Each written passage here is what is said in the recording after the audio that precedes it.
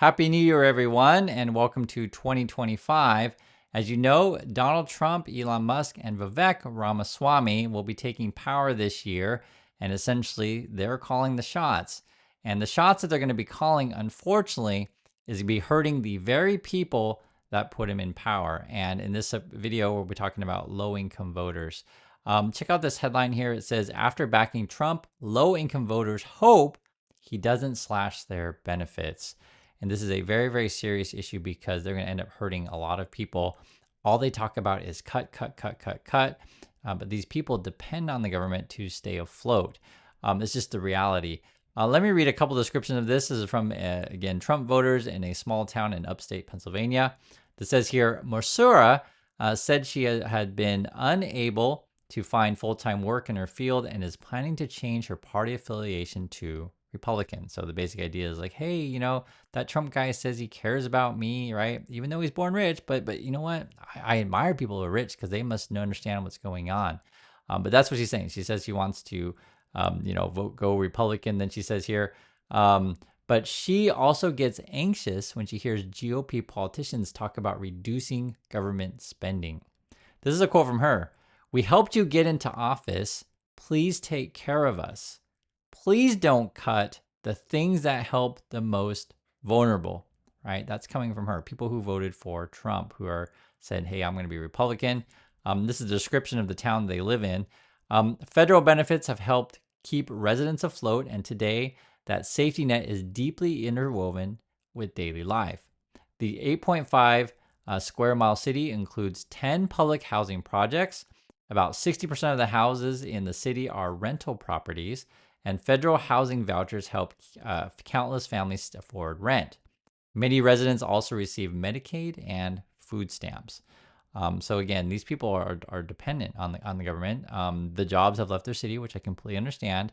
It's just sort of how the march of technology, the march of time, and essentially big companies searching for profits. It's what they're doing. It's been going on for a long time, and they're hoping that, again, these rich people who want to cut everything, they hope they're going to come save them.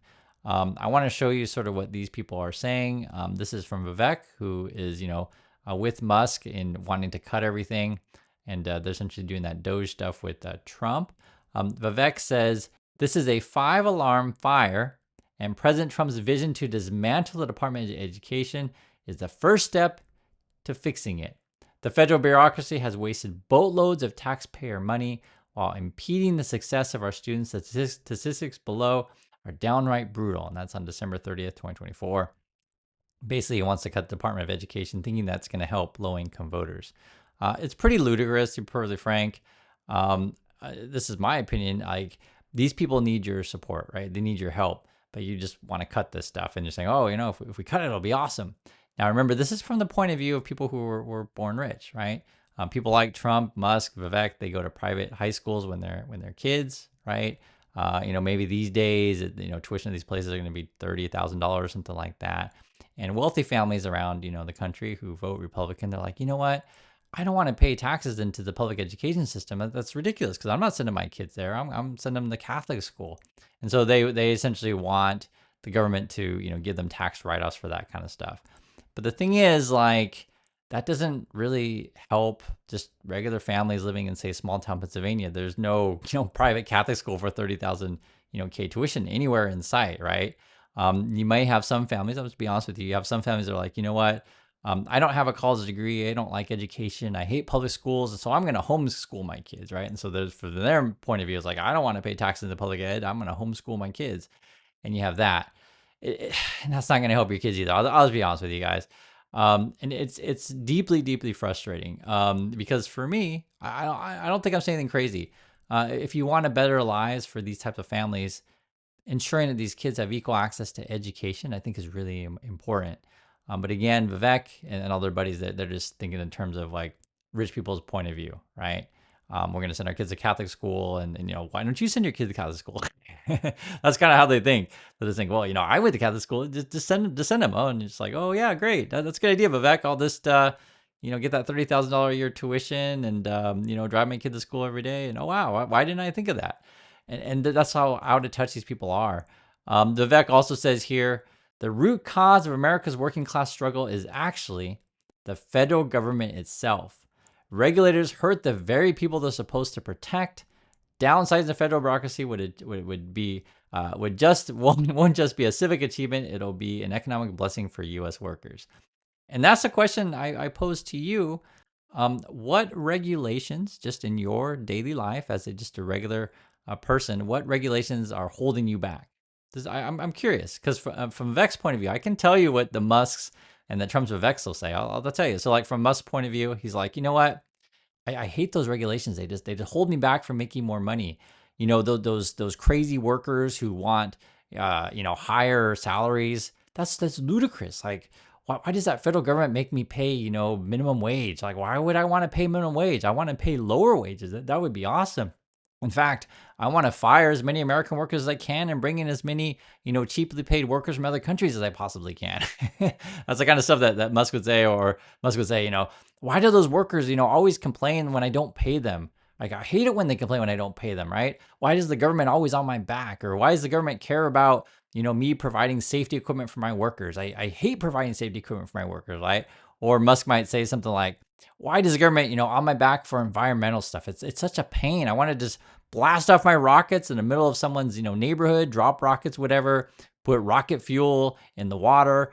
It's like, and the government's just on my back all the time. Don't you know? I'm trying to go to Mars, trying to do something important here. And it's like, and that's a question I pose, guys. These are the solutions that the Viveks and the Musks and the Trumps are saying. Cut education, right? Cut worker protections, cut regulations. That's going to help you. I'll give you another example. These rich Republican people, they always complain about the IRS. Just let that sink in, okay? So from their point of view, they're just like, why does that IRS always want me to pay taxes? Man, I hate the IRS. I'm trying to hide my money in Ireland or put my money in the Cayman Islands, and they're always just like pounding me for taxes. Guys, they're regular people. You don't have fund managers. You're not sheltering your money, abroad, these kind of things. And one of the things that we should be doing actually is just the opposite, is strengthening the IRS to making sure that these kind of people, like your Viveks, like your Musk, like your Trump, aren't cheating the system. That's essentially what these kind of people do. And let me show you something else. Like, this is someone who was trolling Vivek.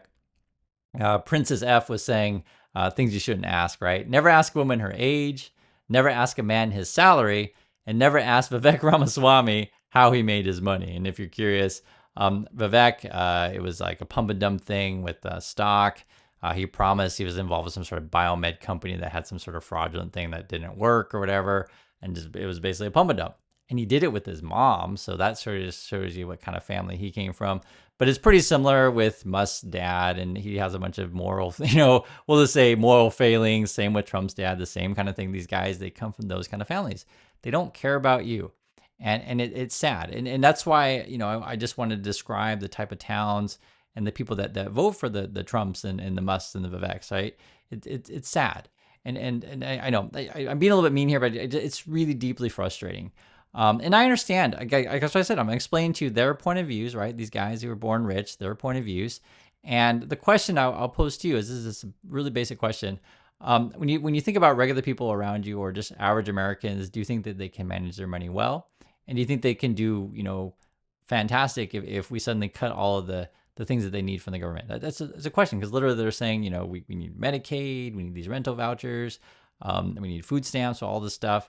And guys, I understand this is a very, very complicated topic, right? Extremely complicated, because in these cities, the jobs have left. And so they're kind of out of luck, to be perfectly frank. I'm just be honest, it's tough.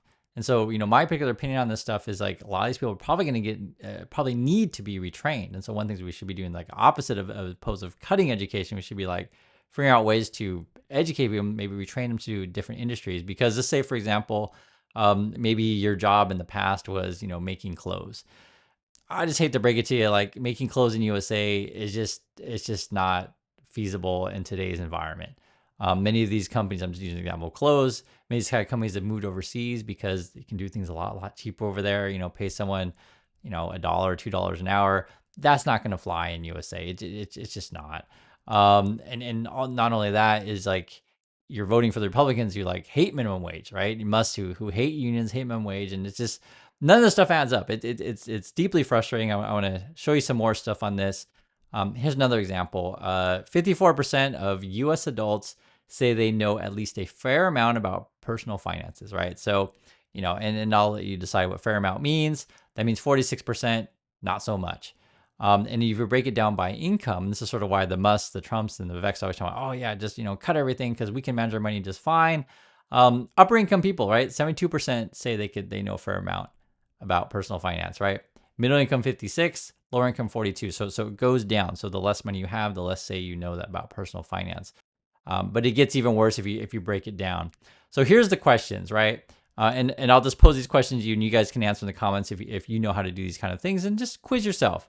Can you find your credit report, right? Do you know how to do that? Can you create a monthly budget, right? Can you do that? Can you create a plan to pay off your debt, right? Can you do that? Can you save money? Can you create an investment plan, right? Can you do that? So these are sort of just basic things that I think are very important to financial success, not just USA, but everywhere around the world. And if you break it down by income, it becomes very obvious. Sort of like who has, we'll just put it this way, like the Viveks, the Musks, the Trumps, who has these, personal money managers, fund managers, these kind of things, and who doesn't grow up with that kind of stuff. And I'm not trying to be mean. I'm just laying it out as just that's how it is. Because I really know, guys. I really know. I grew up in poor communities. I grew up around people like their whole life revolved around trying to drive the coolest car, put the biggest speakers in it possible, and didn't really have a good understanding of how loans worked, right? What credit card percentages were, like these kind of things. Like in their mind, they just like, oh, I just make minimum payments, and that's all I need to know, right? It's just like, or they don't know what variable percentage stuff is. Like to us, it might seem for watching channels, it might seem like really basic, but a lot of people don't know these kind of things, right? And if you want to go a little bit more advanced, like how to budget yourself, some people just can't do it. These are percentages though, if it breaks down.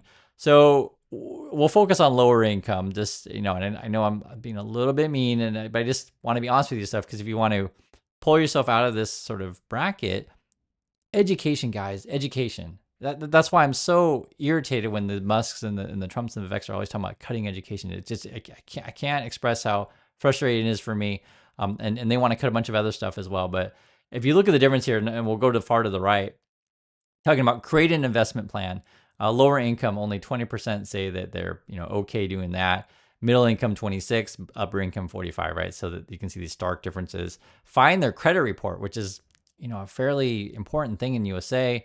Lower income, 62% say they know how to do that, compared to say upper income, right? 89% say they know how to do that.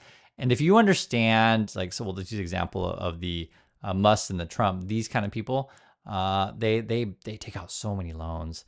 I remember Trump gave an interview one time. He's like, "I'm the master of debt." I remember that because he's a real estate guy, and if you understand how real estate works, is basically you're taking out loans to buy real estate, and then you're borrowing yet more, getting out more loans based on the current real estate you have that may already be leveraged, and you just leverage on the top of leverage on top of leverage. Someone like a Musk, right? You're not taking salary from Tesla. You're borrowing money on said stock, and then you're using that borrowed money to start new companies. Then you borrow money based on the assets of that new company, and it's just the circle keeps going, right? That's sort of how these guys play this game. Created monthly budgets, right? You can see discrepancies all across the board, save money, etc. Like I said, I know I'm a bit mean here, but it's just when I go through this stuff, I feel. I just wish people were honest about this kind of stuff. But for some people, like the Musks, the Trumps, and the Viveks, they're just in it for themselves and to enrich themselves. And my point of view, I say this stuff so much. I say it every time I make this kind of video. If you really want to help regular people, you strengthen education, you strengthen public transportation, you strengthen public health, you help with public housing, these kind of things. But from their point of view, right, which I totally get it. If you're Musk, Trump, and Vivek, you just want to cut everything, right? Because in your point of view, well, I grew up rich, my family knows how to manage money, and we're going to be fine. But the problem is there's a lot of people out there that just don't have the support network, be it from family, friends, or professional contacts that can mentor them and guide them along the way to understand the system. And, I know it's hard for me. I try my best, right, to address multiple topics in the economy as much as I possibly can, plus your politics, plus your Musk and that kind of stuff. But it's hard. It's hard, guys. It's hard. And because you're dealing with people who, at different age levels that have different understandings of this kind of stuff, or, some people who struggle to even understand the charts that I'm showing. I'm just being honest, because I see data all the time where, a lot of Americans can't even understand these kind of numbers or know what percentages are. I know, like I said, I know it sounds a little bit mean, but I'm just being honest with you, and I've seen it for myself. And so I'm really against sort of the way Vivek talks, cutting Department of Education, et cetera. And it's really sad, right? And now these people are worried that Donald Trump will come in and cut the stuff that they need. In my opinion, right, it is a full faceted approach. It doesn't mean that everyone's going to be successful. You can't promise success for everyone, but I think you should provide equal opportunities. And unfortunately, we do live in an unequal system. And I think it's going to get worse because as Trump takes office with his buddies, all the stuff that they were going to do is inflationary. And inflation hurts the lowest income people the worst. And so I just wanted to show you sort of what's going on, why I get frustrated, and that's what's going on. And so I want to hear your thoughts on these things, and I'll catch you on the next video.